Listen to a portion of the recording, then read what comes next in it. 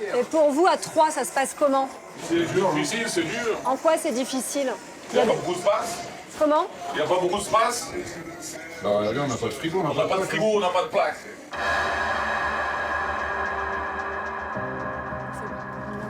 Là, ça, c'est des cellules tout autour ou c'est plutôt là?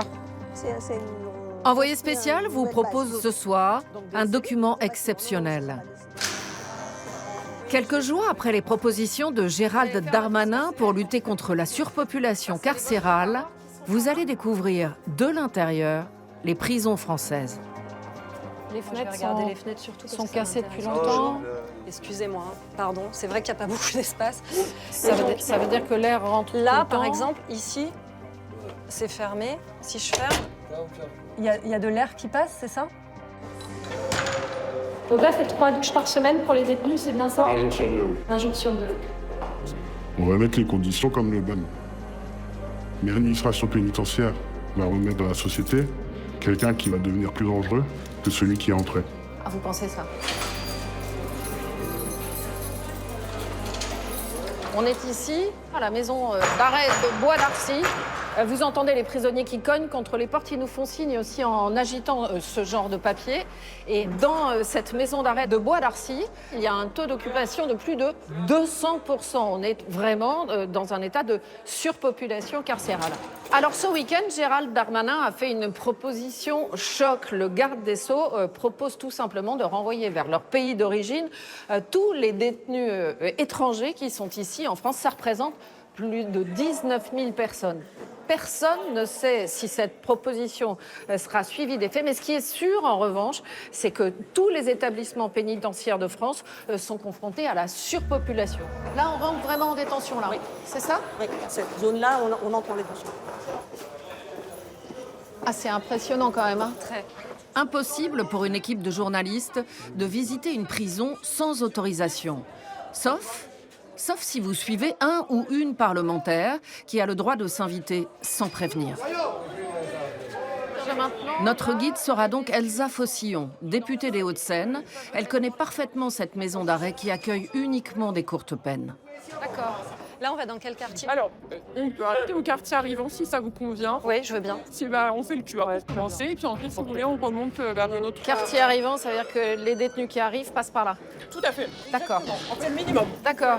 Et dans la prison d'Ormingen où on a filmé, là qu'on vient de voir, le quartier arrivant, au départ, il restait 2 semaines. Maintenant, c'est plus qu'une semaine. Ben oui. Et vous, 4 jours. Alors, c'est le minimum, mais ça peut arriver que ce soit plus longtemps aussi. Et c'est une période d'adaptation, c'est pas évident, j'imagine, de la réduire.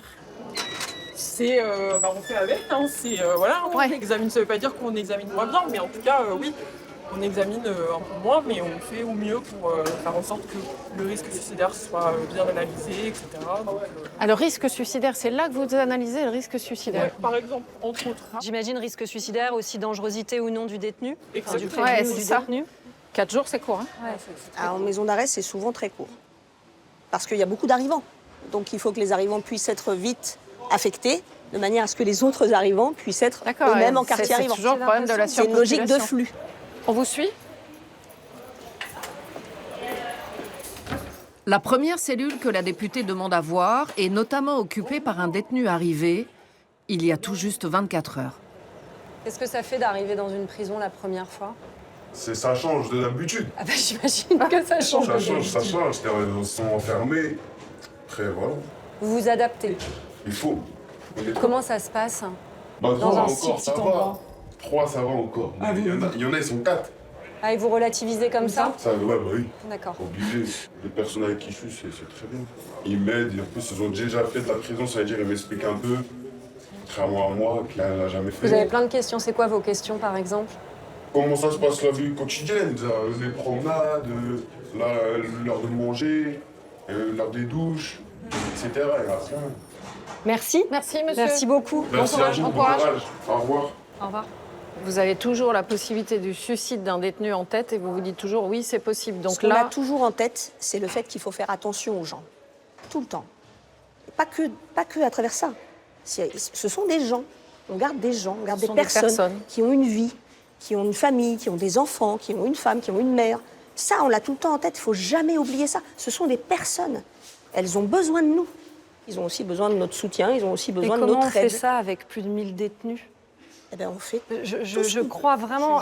1000 détenus pour moins de 500 places. Moins de 500 places. Comment on fait? C'est-à-dire un taux d'occupation de plus de 200%. On fait parfois. Voilà, on se motive, on se relance.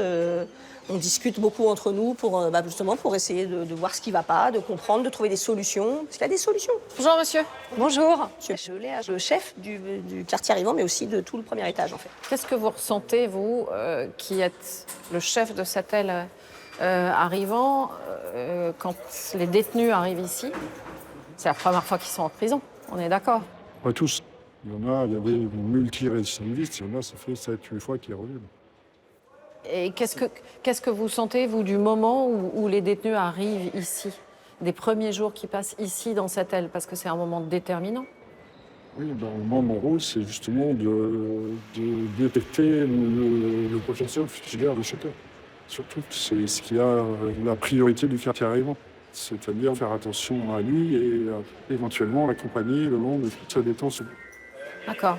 On vous entend tous très investis et vraiment de dire on fait au mieux. Mais en creux, le personnel, ce qu'il est en train de dire, c'est on fait au mieux avec ce qu'on a, c'est-à-dire pas grand-chose, quoi. C'est un grand appel au secours, même, je dirais. C'est un appel au secours? Ah, oui. Écoutez, ça fait plusieurs années que le décennie, je suis dans la pénitentiaire, je vais bientôt partir en retraite. Oui. Et c'est de pire en pire? Pour moi, personnellement, oui. À l'étage du dessus, les détenus sont là depuis bien plus longtemps. Et le discours est bien différent de celui des arrivants. Et pour vous, à 3, ça se passe comment? C'est difficile, c'est dur. En quoi c'est difficile? Il n'y a pas beaucoup de space. Comment? Il n'y a pas beaucoup de space. Bah, regardez, on n'a pas de frigo, On n'a pas de frigo, on n'a pas de plaque. C'est quoi le plus dur pour vous? Ça, c'est la nourriture. Pour manger? Et voilà, quand tu prends une grosse peine, on va dire une peine un peu plus lourde, c'est inhumain, on va dire. Inhumain? Ouais, c'est un peu inhumain parce qu'on mérite quand même de pouvoir nous faire à manger. Merci, messieurs. Merci. Merci beaucoup. Là, on est entre 9 et 11 mètres carrés. Est-ce qu'on est conforme à la législation sur la détention? Parce qu'il y a 3 personnes. C'est pas ça, la législation. Non, et la France, elle ne respecte pas globalement la législation. Elle a d'ailleurs été condamnée par la Cour européenne des droits de l'homme. Normalement, c'est 1 par cellule, la norme. Après, on peut adapter s'il y a... Ça date du 19e siècle. Exactement. 1 par cellule, Exactement. et on est au 21e et nous, siècle. la France fait des moratoires régulièrement pour repousser cette obligation. L'ancien garde des Sceaux, M. Dupond-Moretti, avait dit moratoire jusqu'à 2027, où nous obtiendrons, grâce à la construction de nouvelles places de prison, nous serons proches à 80% pour l'encellulement individuel. D'abord, plus on construit de places de prison, plus elles se remplissent. Donc on s'éloigne de la possibilité de l'encellulement individuel. Deuxièmement, le plan 15 000, il est très loin d'être terminé. C'est-à-dire que là, on en est à un peu moins de 5 000 Un peu moins de 5 000 sur le plan 15 000, qui est censé se terminer en 2027. Voilà, qui normalement devait coïncider avec la fin du moratoire pour arriver à l'encellulement individuel. D'accord. Et donc, on ne le respectera pas à coup sûr. Et ça crée évidemment des situations où il y a 3 personnes dans 10 mètres carrés, avec parfois des matelas au sol. Et tout ça, c'est des conditions indignes pour les détenus. À Bois d'Arcy, les cellules occupées par un seul ou même 2 détenus sont en fait rarissimes. Bonjour, messieurs. Je peux rentrer? Merci, monsieur. Bonjour, excusez-moi. Celle de ces 3 hommes est bien plus dégradée que les autres. C'est ça la prison, franchement. L'intimité, est-ce qu'on peut ça doit regarder? être, j'imagine, difficile? Donc ça, pardon, excusez-moi. Donc ça, ce sont les toilettes. Donc l'intimité, j'imagine que pour eux, ça doit être compliqué. Qu'est-ce qui est le plus dur de ne pas avoir? C'est ma famille, ma femme. Votre femme? Mon enfant. Ah, vous avez des enfants aussi? Ils viennent vous voir? Non. Parce que pas beaucoup dans la prison. vous n'avez pas envie que vos enfants voient la prison? Ouais. Et voient leur père en prison? Non. C'est pas bien. Pas de chance. Normal. C'est ça la prison. Faut accepter, parce que rien ne change. Je vais l'appel. Parce que vous êtes impuissant face à la situation? Ouais. Si vous arrivez là et ça arrive à plein de détenus et que vous considérez que tout ça est invivable, en fait, ça devient invivable. Donc il y a une idée de dépassement aussi des conditions, même si elles sont dures, pour pouvoir supporter. Il faut accepter. Il faut accepter. On entend parfois dire que c'est l'hôtel, vous comprenez ce que je veux dire. Là, on est dans une cellule, moi ce que je vois c'est très vétuste, il y a des prises dénudées, les murs sont sales, le sol est sale, c'est la réalité de la détention aujourd'hui à Bois d'Arcy ou partout en France. Ah, mais moi, je ne vais pas parler de la France. Hein. Je suis directrice que de Bois d'Arcy. Hein. Oui, c'est difficile parce qu'encore une fois, il y a un flux qui est important. Il y a un turnover important. On rénove. On rénove les cellules en fait en permanence. On passe notre vie, dès qu'une cellule est vide, on la repeint, on la retape. Dès que vous avez fini de faire une cellule, il faut en attaquer une autre. Et celle que vous avez fait au début, quand vous avez fini les dernières, il faut recommencer. C'est un éternel recommencement pour essayer de garder quand même une détention qui est à peu près propre, mais elle est occupée en permanence. Nous nous apprêtons à quitter le secteur de la détention en faisant un crochet par un lieu qui symbolise lui aussi la surchauffe de la prison. Bonjour monsieur. Bonjour. Eh ben, ça tombe bien. Ça c'est la douche. On va peut-être voir les douches. On peut regarder. Justement. Alors. Donc là, c'est 3 douches par semaine pour les détenus, c'est bien ça? Un jour sur 2, oui. Un jour sur 2. Et quand ils viennent là, ils sont plusieurs. Ils sont 4. Et il n'y a pas de porte? Pour entre chaque douche, non. Ah, vous voulez dire que là, ça ferme pas? Non, en fait, généralement, ce que font les personnes détenues, c'est qu'elles mettent leur serviette Pour occulter la porte. pour occulter Oui. la couche. Vous qui avez visité plusieurs centres pénitentiaires, quand on voit ça, 4 douches, sans porte, et que les détenus n'y ont accès que 3 fois par semaine, c'est ce qu'on voit dans la plupart des prisons françaises, c'est cette Dans situation-là? les maisons d'arrêt, c'est assez similaire, oui. Ce qu'il faut dire, c'est que ces conditions de surpopulation, elles ne créent pas non plus les conditions pour une sortie qui se passe bien. Ouais. Et moi, ce que je constate, c'est La que société. on a... C'est la schizophrénie de la société. Enfin, c'est ce que j'appelle moi la schizophrénie de la société. C'est-à-dire? C'est quand il y a un événement, un fait divers grave, etc., on va demander à ce que les sanctions soient très dures, très longues. Limite, entre guillemets, on retournerait au bagne, cailloux et pas ça. Ouais. Sauf qu'à un moment donné, la mission de l'administration pénitentiaire et de la prison, c'est certes de faire payer le contrevenant pour ce qu'il a fait, Il n'y a pas de discussion mais là-dessus. c'est aussi préparer à ce qu'il retourne, à réintégrer la société. Et qu'il ne soit pas un danger pour la je veux bien. société. Moi, je veux bien. On va mettre les conditions comme le bagne. Mais l'administration pénitentiaire va remettre dans la société quelqu'un qui va devenir plus dangereux que celui qui est entré. Ah, vous pensez ça? Oui.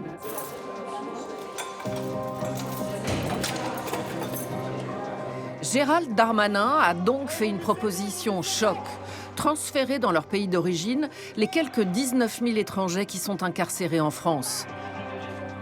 Mais la députée des Hauts-de-Seine doute de sa faisabilité. Selon elle, il faut vider les prisons, c'est certain, mais pas comme ça. La surpopulation, on l'a constaté ici à Bois d'Arcy, on voit ce que ça provoque. Vos propositions, c'est quoi? Puisque manifestement, vous n'adhérez pas aux idées de Gérald Darmanin d'expulser tous les détenus étrangers. Non, je le redis, bon, c'est beaucoup d'esbrouf. Je crois que la principale chose, c'est sortir de l'idée que la prison est la peine de référence, que c'est la seule manière de sanctionner. Il faut qu'on sorte de ça. Il y a d'autres peines possibles. Quoi concrètement? Des peines alternatives, par le travail, par des stages, par des amendes, par du bracelet électronique. Et alors, bracelet D'autres électronique, choses. pardonnez-moi, il y a déjà 16 000 personnes qui ont des bracelets électroniques en ce moment en France. Moi, je me demande tout simplement si les forces de police, elles ont assez d'effectifs pour surveiller des détenus qui seraient placés sous bracelet électronique derrière. De toute façon, la question des moyens humains, techniques, financiers, elle est au cœur aussi de l'alternative à la surpopulation. Oui. Si vous voulez que les détenus sortent et qu'ils ne fassent pas de sortie sèche, qu'ils soient accompagnés. Ouais. Alors, il faut des agents de probation Ouais. supplémentaires pour préparer la sortie.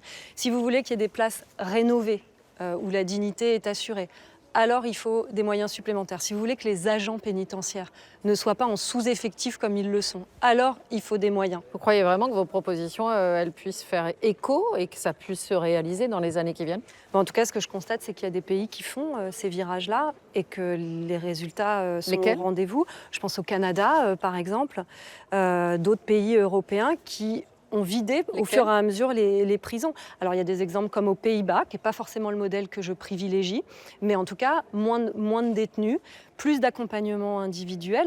Oui, je pense qu'on peut le faire, mais ça nécessite de pas être sur un discours, je dirais, démagogique, un discours qui accompagne des peurs légitimes de la population. Il y a une envie de sécurité, une envie de sûreté que j'entends, mais par contre, promettre aux gens qu'ils vont être en sécurité avec des conditions comme ça, pour moi, c'est un mensonge. Merci à vous, Elsa Fossillon. Merci. Merci à toutes les équipes de Bois d'Arcy et particulièrement à sa directrice, Karine Vernière, qui nous a accueillis ici. C'est rare de pouvoir filmer autant en prison. Si vous voulez voir l'intégralité de notre reportage, n'hésitez pas à cliquer ici pour notre dernière vidéo. Cette fois, c'est là.